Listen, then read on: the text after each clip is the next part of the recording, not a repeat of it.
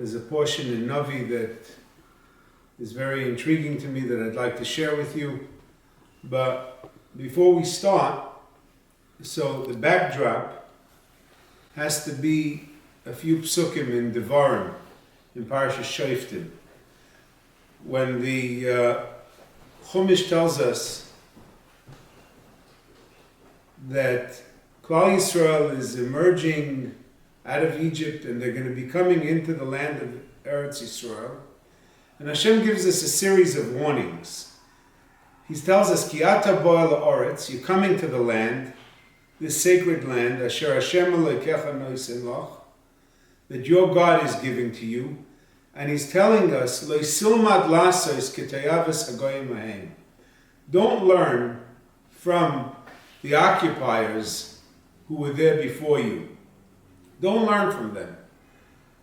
Lo yimotze b'cha mavir b'no yubite ba'esh. There should be no child sacrifices. Depending on whether you learn like Rashi or the Ramban, there should be no child sacrifices. There should be no kosim ksamim, people who dabble in magic.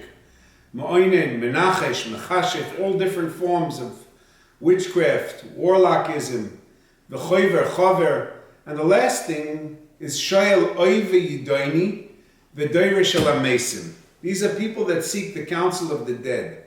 The shoyel oive yidoini, the Gemara tells us interesting ways that they would conjure up the dead, what we would today know as seances, and doire shel hamesim, people that sought counsel, direct counsel from dead. Some of the Eastern practices today, they sort of almost boast that they seek counsel from the dead.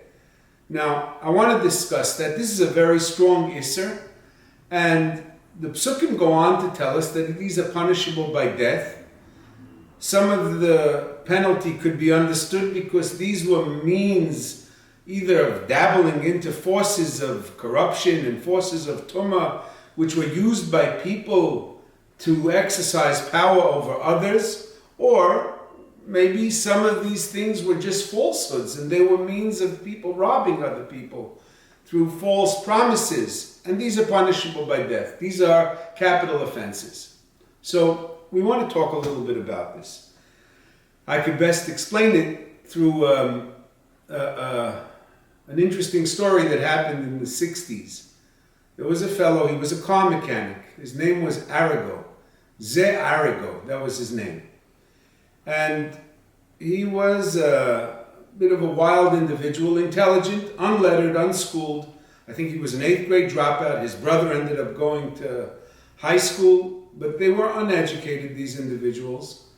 And at some point, he sort of complained of terrible headaches, very bad headaches. And he would double over and he would almost say out loud that he was being commanded by a German soul, a dibuk, and it was called Dr. Fritz, and he would assume this very Germanic type of guttural tone, and he would start ordering medical prescriptions to be written for people who didn't even know they were sick, and these bouts of hallucination happened with greater frequency, and it was interesting. And slowly he gained a reputation. This is something you could read about. It's a relatively famous story. He gained a reputation where people started coming to seek his medical advice.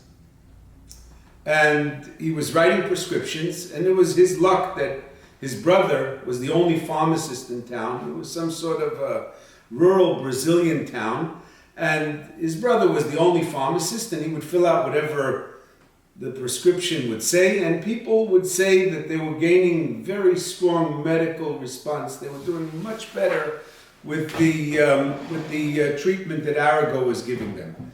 Things took a notch in another direction when he started doing surgeries, and he had no concept of hygiene. He had no autoclave. He never sterilized any of his instruments, and the claims were that there were no infections, and people were getting great results. A writer from the Reader's Digest who went to interview him claimed that he didn't even know him. He never discussed anything with him. And Arago took one look at his eyes and decided that he had a benign tumor that had to be removed. He pushed him up against the wall and he excised the benign tumor that was on his elbow. He felt no pain, and he didn't stitch it or bandage it. And the next thing he knew, his tumor was out, that troublesome, gnawing tumor was out, and there was no infection, and everything was wonderful. He gained, I would say, world notoriety when he supposedly did a heart surgery on a famous Brazilian senator. At that point, the Brazilian government started paying him attention. He was arrested and he was put in jail for practicing medicine without a license. His luck would have it that the then prime minister, the one who became prime minister, was a fellow named Juscelino Kubitschek, who was probably Brazil's most famous prime minister.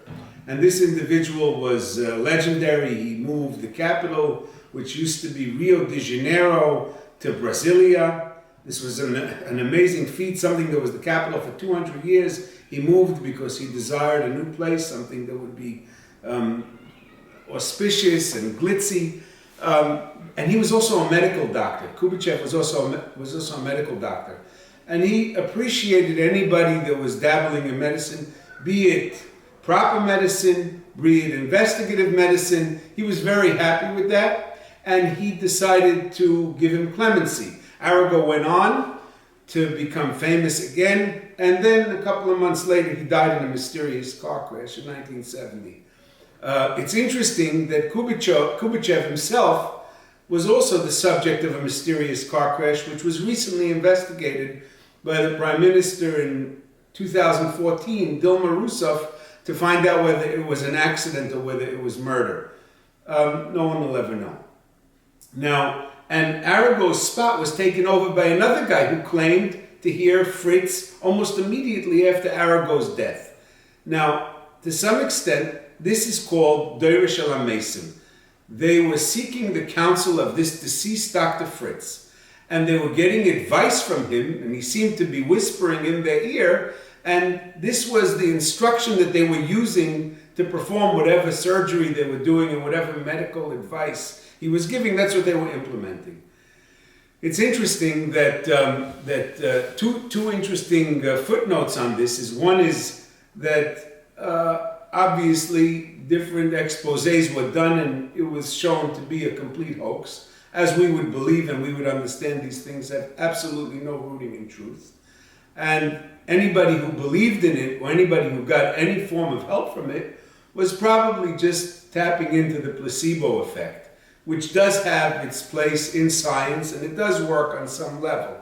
But the reality of anything that this person did was false, and probably he was a big charlatan. Certainly his predecessor, whose name was Rubens Varias, was shown to be a fraud, and when they did cameras on both angles, they saw that it was all sleight of hand, and none of the surgeries were really happening. But the first guy seemed to have had a lot of people vouching for him, people that were prestigious, people in high places, so it begs the question. Another interesting point is that it seems like Dayan Weiss, in his Sefer Minchas Yitzchak, Chelik Vav Siman Pei, might have written a tshuva on one of these specific practitioners. He writes about the permissibility of someone using this type of medical practice.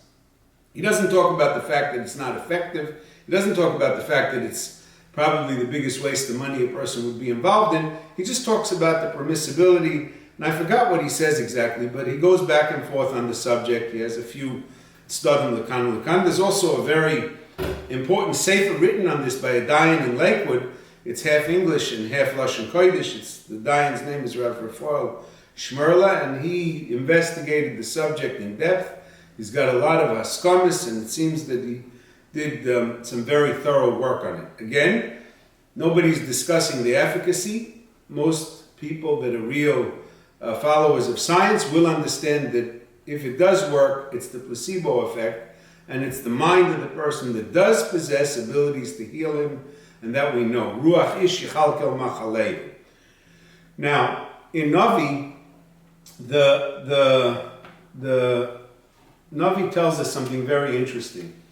And this is one of the Radvaz writes in the Chuvas, that this portion in the Navi troubled him more than anything else most of his life. And I want to read some of it to you. It deals with Chol. It deals with Chol and his spiraling descent from depression, from losing his kingdom to his slow and steady depression at noticing David's power and David's ascent. And really, it's sort of bookended. David's ascent constantly pushes Chol to descend deeper and deeper into depression and eventually into death, a very tragic death. One could say that Chol is one of the most tragic kings, if not the most tragic king in the history of Melachim. Now, Chol is at the end, and the Plishtim are circling in, and he's not really in control of the military, but he's got to go out and face the Plishtim. And he sees their encampment, and it says that he becomes very frightened. Vayecharad liboy ma'od. Vayishal Chol b'Hashem. And Chol seeks the counsel of God. Veloya no, but Hashem doesn't answer him. Hashem doesn't answer him because he's not king anymore. Hashem doesn't answer him because he sinned. Hashem doesn't answer him for a few reasons. Gam b'chalaymus, he did dream quests. Gam ba'urim, he also sought the counsel of the breastplate. Gam ba'neviim, and he sought counsel of prophets. Now it's interesting, he wouldn't have sought the counsel of Shmuel because Shmuel was already deceased. So he seeks the counsel of other prophets. And when he sees that he gets no answer, so he looks for something else. He tells his servants, Bakshuli Eshes Balas Oiv. Let me seek a woman who knows how to conjure the dead. The Radvaz says, my whole life this troubled me. How is it possible that something like this could even happen? How does something physically occur in a dead person who's completely unanimated? Where does the koyach come from? And the Radvaz posits an explanation, which we're not going to do right now. But he says, seek for me Eishes Balasoi, ve'elcha eleo, ve'edrisha ba, and I will speak with her. And they find the lady who lives in Ein Dor. Ein Dor is up slightly to the north. They find the lady who lives in Ein Dor. If anybody's interested, it's a very interesting song by Shaul Chernichovsky. He did a very interesting poem called Ein Dor about the story of Shaul. Now, Shaul had already vanquished all the people that dabble in this Isser of Oiv, as we just read in the Psukim. This is a falsehood, it's punishable by death. So he had to dress up because nobody would reveal themselves in front of Shaul, knowing that he's against this, knowing that he possibly would kill them. Vayischapes Shaul, vayilbash begodim acherim. He gets dressed up and he wears other clothes to make him look like a common person. He goes with other people. He meets the woman in Ein Dor. Chazal tell us she was the mother of his own general, Avner, who couldn't give up her old habit. And he tells her, Kosmi no li ba'oiv. Please, do your witchcraft with the oiv. V'hali lias asher oimar elach. And conjure up. I'm going to tell you a person. I need conjured up. I need to speak with him. So she says, you know what Chol did.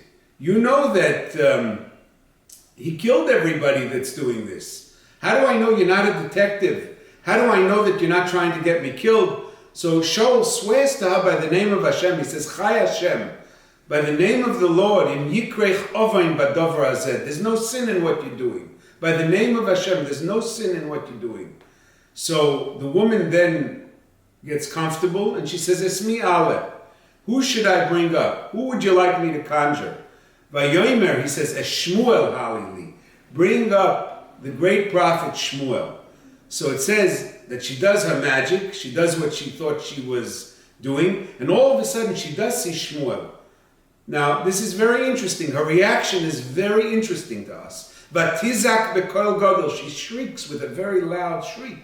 Vatomer Isha el Shaul, and the woman says to Shaul, Lamari misani, why'd you lie to me about the Shaul? This is a trap. She screams, I know it's a trap. Now, why did she know it's a trap? Chazal tell us, because Shmuel came up erect, and when people come up as a conjuring visage, they always come up somewhat in a discombobulated fashion, upside down, sideways. Shmuel came up erect, so she knew that the one requesting his presence was the king, and Shmuel had to come up standing proper, not in any other fashion. So she already deduced that this is Chol, and she knows she's going to get killed. And Chol says, don't worry, don't worry.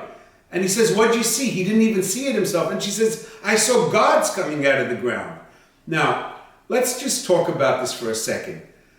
The Gemara says what the Gemara says, and it's interesting that the Radak brings down a series of 3 or 4 opinions as to what exactly this concept of Oiv and Yidoini is. Is it real? Is it false? What exactly is the concept? So the first pshat that the Radak brings down is from Rav Shmuel ben Chofni, and he says that the truth is Oiv was not a reality. Oiv was not a reality. This lady was doing a trick, and she was playing onto Shaul's fears, and she was goading him into getting whatever she felt was the right thing for the nation. She wasn't a bad lady, but she knew that Shaul had killed the whole city of Nov. She knew that Shaul was in terrible situation with Klal Yisrael. She knew this is what she should say. She knew he wanted Shmuel. So this was all a lie, and maybe Rav Shmuel ben Chofni believes that the whole concept of Oiv is pretty much a lie. It's people manipulating other people by using the dead. And you should know that Houdini spent his whole life, Houdini was a great magician, and he spent most of his adult life trying to debunk all people that engaged in seances. Seances were very popular in the 10 and 20s. And they were people that would charge a tremendous amount of people and hustle the bereaved to try to conjure up their dead. Houdini spent most of his fortune and a lot of his energies showing that the whole thing was false. He showed that there was never one that was able to do any type of conjuring or any type of noise from the other side that he couldn't figure out the trick. And he wrote about it. He has a student who's still alive today, a man in his 90s. His name is James Randi. He's also credited with debunking any type of mysticism and any type of spiritism or spiritualism. Those are different things. And he's also shown, he's offered, I think, $1 million or $10 million of his own money if anybody could do a trick and chalk it off to mysticism, and he can't figure out what the trick is. And to date, no one has claimed that money. So that might be very good with Rav Shmuel ben Chofni's pshat, who believes that this was all just sleight of hand, trickery, just a woman trying to manipulate Shmuel, and she manipulates him into saying what she thinks the right thing is for the nation. The Rav Sadia Goin, who was the other opinion over here, Rav Sadia Goin, he says it doesn't make sense that this woman knew so much about Chol, knew so much about the Jewish position, knew so much about what God wanted. It just doesn't make sense. He believes that what happened ostensibly was that the woman was a trickster, and everything she did was chicanery, and Hashem decided to actually bring up Shmuel in a miracle. This was something that confused her, confused Shaul. Everybody was shocked and confused, and he works that into the psukim. It says, "Batizak b'kol gadol." She shrieks very loudly, and she yells at Shaul, "Lamari misani b'ata Shaul." And the king responds. He says, "What'd you see?" And Rav Sadia Goin believes that what happened over here is everybody was fooled. The woman who was just intending on just being the classic tarot card reader, a trickster, and Shaul, who was very innocent and honest over here, they were all caught off guard. The Radak himself does not believe both those Pirushim are true. He assumes that what happened over here is that the woman was a genuine Balas Oiv. She knew how to conjure up the dead, but exactly the way the Psukim say it. She conjured, she was a true practitioner, one that would deserve to be put to death in ordinary Torah circumstances. And in this case, she figured out that it was Shmuel because Shmuel came up standing erect. What's hard for the Goinim to believe, the Radak embraces. Clearly, we understand that the Rambam would not accept the Radak's position. He would go with Rav Sadia Goin with a slight deviation. And the basic idea of Rav Sadia Goin and the Rambam is that it was all a fake. The woman was trying to fool Shaul, and Hashem turned it into a reality. In any event, the question is on Shaul, how did he do this? According to the Arachaim and Chumash, it seems that Shaul might have made a mistake, but his mistake was a mistake of desperation, And it seems that Chazal, it seems that he's pardoned for it. If you look in the Arachaim, in Dvarim Yudches, you'll see what we're talking about. Now, here's the point that interests me, and here's the point that I want to spend on right now. When Shmuel finally comes up, and Shaul's introduced to him, the meeting is very tense. All their meetings were tense. Every time they got together, it was Shmuel really, really rebuking Shaul. Shmuel was always disappointed with Shaul. And now, when they finally see each other, so Shmuel says to Shaul, he says, Lama hirgaz tani lahalis asi. Why'd you anger me? Why'd you jostle me? The Gemara in Chagiga tells us that Shmuel was so afraid at being summoned that he went and woke up Moshe Rabbeinu's soul, and he says, come, I fear that I'm being judged now, and I need you to testify that I kept all your 613 commandments. I need you. And that's why the lady says, Ra'isi Elohim Oilim. I see gods coming up. She saw plurally. She saw two figures. Shmuel was very frightened. And he gets angry at Shaul for giving him that fright. And the question is what was Shmuel so frightened of? He had already gone to Olam Haba. He had already died. Hashem judged him. Hashem judged him favorably. We assume he's in the world Shekulai Toiv, where everything is wonderful. We assume he's with all the tzaddikim. What's the fear now? He's being summoned. What's the great fear? So the Lev Eliyahu tells us something that I think is very powerful. And while we could look at it as something that instills fright, but I think it's also something that's very beneficial. The Lev Eliyahu says, yeah, it's true, a person gets judged, the preliminary judgment, but the ripple effect of his actions and who he was in the world and the outcome of his existence, that gets judged for a very long time. And those are things that either haunt a person or help a person. It means a person's judgment isn't finished, and we know that Shmuel's children, it says, they followed greed. They didn't do what he altruistically did, was to help people. They weren't who he was. And Shmuel might have feared that the presence and the ripple effect of the great Shmuel was now coming home to collect a lot of its din v'cheshbon, and that's what he feared. Now, Rabbi Yisrael Salanter once said this when he was in Vilna as a young man. The city of Vilna had some 5, 6 very wealthy people who were able to buy and sell the whole village. These people had the right that when they made a wedding, they would be able to close the whole village square, and they'd be able to occupy that whole area with their wedding. The cross streets would be closed, everything would be closed so these people could make their wedding. And it once happened that a shoemaker, who somehow through a twist of good fate became a tremendously wealthy individual. And he was a nouveau riche with a certain brashness, and the old wealth was very sort of aggravated by him. But he decided to use this perk, and he was going to make the wedding in the town square. And they were upset with him. On his way, walking his daughter down the chuppah, he and his wife, festooned with a tremendous amount of drapery, everything was so beautiful. One of the wealthy people walks over to him, shoe in hand, and he says, "Excuse me, Getzel, what would it cost to fix this sole? I'm walking around with this sole for a half a week. It's uncomfortable. What would it cost?" And the shoemaker, very wealthy man, fell dead in a faint. Rabbi Yisrael Salanter was present by this wedding. And he said something very strong based on what we're learning right now in this Pesach. He said that at this point he's certain that all the Rabbanim and the Dayanim of Vilna are being wheeled out of Gan Eden, and they're being rebuked for such a thing to be able to occur in their town, for the ability for such a transgression to occur in their town. They're being rebuked. There's Musar being given to them right now. He says it's not sufficient to just learn and guide and lead. You have to also leave a ripple effect which will let people know of who you were and what you stood for and what they have a right to do and what they don't have a right to do. And that's what Shmuel was worried about over here when he says, Lo Mahir Gastani.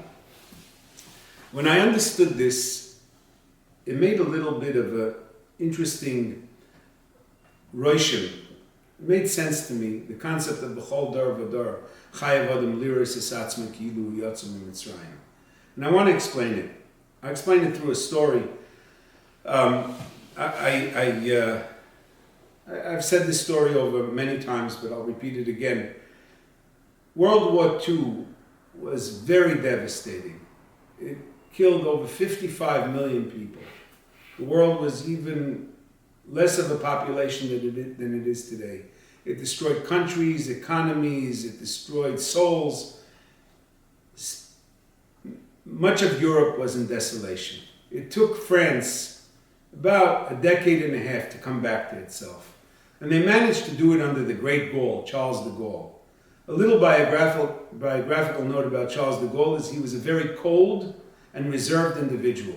He had 3 children, and his children all said that he almost didn't treat them like kids, besides for one. He had one daughter whose name was Anna, and she was born with Down syndrome. And her he loved more than life itself. He would take off his hat and his jacket, and he would sing different lullabies to her. He would frolic on the floor with her. If anybody would see, he would stand up and he would be the old Gaul himself. But Anna was the apple of his eye. She was like the light of his life. Cold as he was, for her he had a spot. She was 20 and she died from a double pneumonia. And he and his wife stood watching her being lowered into the grave. And he said his heart was going in there with her.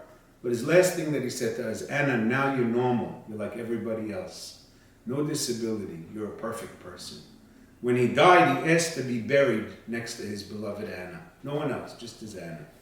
Which was very interesting to people who knew him.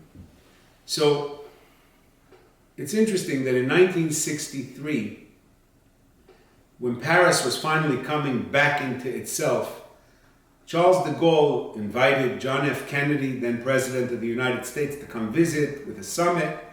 And Paris was in bloom, balloons and flowers, and it was really, really festive. And somebody in the ministry commissioned a good impressionist painter to paint the scene, and it was called Paris in Bloom. The painter happened to have been a German, Dutch individual who lived in France. His name was Dietz Edzard, and he painted Paris in Bloom. It was a very large, full-wall painting. It was impressionistic, except for one woman who was looking out from a window at the procession. This was a young woman. And this young woman happened to have had a specifically interesting beauty to her. So de Gaulle liked the painting, and at some point he went to visit the painter himself, who was at that point in his mid-60s, but suffering from arthritis. And after a conversation, he asked him, he said, tell me, who's the woman in the painting? He says, that's my wife. De Gaulle, thinking that this older man married a very young woman, said, oh, you scoundrel. He says, let me see her, call her in.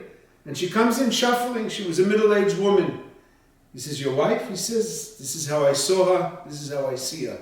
For eternity, this is what she looks like to me. And with that, I understood what Hashem says. Koyamar Hashem, Zocharti lo chesed nu'urayach. He says, I knew you when I took you out of Egypt. You had a very special charm. And you looked very unique to me. The Psukim in Yecheskel tell us that Hashem says, Moldoitayich b'yoyim huledes oisach. Your birth, when you were born, he says, Loi korat soreich, your umbilical cord wasn't cut. Ubamayim loi ruchatz. You were never even washed. Nothing was done to you. You were helpless. It says, V'hamlech loi humlach. You weren't even salted. They used to put some salt on a baby. V'hochte loi chutalt. And you weren't even pampered. Nothing. It says, V'ever alayich. I passed you by. V'erech misboiseses b'damayich. I saw you rolling around in your filth, rolling around in your birth blood. V'oimalach, in your helplessness, in your, I would say, beauty of helplessness, in the fact that it was clear you need only me, and I'm the one here for you. V'oimalach b'damai chayi b'damai chayi. That was the most redeeming fact that Klal Yisrael had.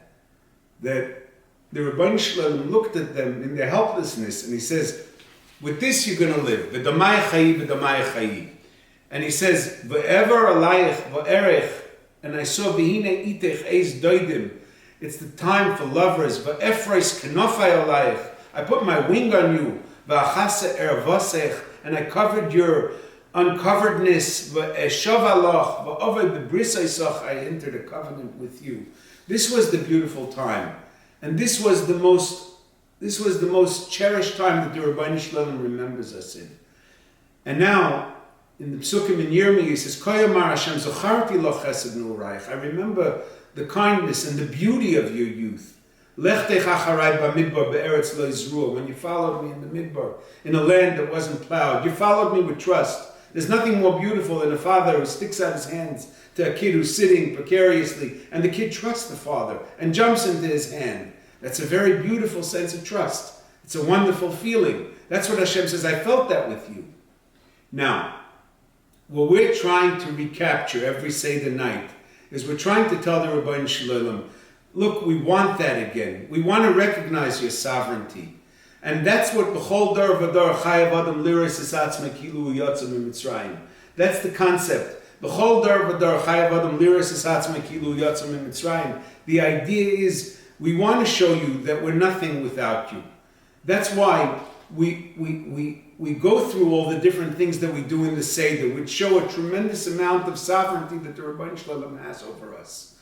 We try to teach it to our children so the ripple effect could be forever. We want our children to teach it to their children. The Seder is the most important time for that ripple effect. But we also want that the Rabbi Shalom should constantly revisit, just like he revisits a din v'cheshbon in humans. And he says to a human, he says, I know you were good, but is the outcome and the ripple effect of who you were, is it still good? And we want that also from the Rabbi Shalom. And we're saying that by the Seder. We're telling him, Rabbi Shalom, you took us out, it was wonderful. We were as helpless as could be. We want that to continue. We want the ripple effect of that original relationship to continue till today. And as making overtures and making gestures to the Rabbi Shalom, what we do is we show our helplessness. We show that we accept him as sovereign. We show that he's the Melech Malchei Amlachim. Now, it's a time now, and I wasn't going to talk, I'm not talking about Corona or the situation that everybody's going through. But if there ever was a time, the time is now to understand how much we need the Rabbi Shalom, and to recognize how helpless we are, and how Eirein the area we are, and how we're mispoiseses b'damayach. And it's the time for him to say to us, b'damayach hayi. One of the people who passed away from Corona was someone I knew. His name was Reb Aaron Walken. He's a grandson of the Choshen Aaron, the Beis Aaron, Minsker Rov. His great-grandfather was one of the Gedolei Ador. And about a month before his death, he said a speech which I heard online. It's really a short speech, but really beautiful. And he talked about a shidduch that his grandfather's son, Reb Shmuel David Walken, made with a family of Reb Moshe Lamdinsky. It was a very good shidduch. And each gadol was trying to figure out, why did the Beis Aaron, why did Reb Aaron Walken deserve and merit such a shidduch? And Rav Baruch Ber said something, and the Chafetz Chaim says, I know why. I know why. He was arrested for something to do with being Jewish, I'm not sure what it was.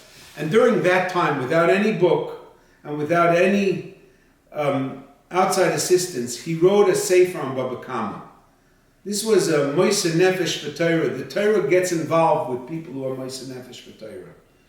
And the Chafetz Chaim felt that a person who, in times of difficulty, was able to stand out and do what he was supposed to do, all doors open for him. Now, what we have to understand is that it's times of difficulty. There's no question. It's times of difficulty. But the opportunity for us to do right and to do good during times of difficulty and to get the credit and the benefit of the right and good is astronomical. At this point, we're able to say to the Rabbi Shalom, we look exactly like what we looked like when you took us out of Egypt. We look exactly like that. Please, open the doors like you did. Do exactly what you did by Yetzias Mitzrayim. Open those doors. Show us the miracles. Show us salvation. And that's what we're hoping for. The Meir of Yameinu. Thank you for listening.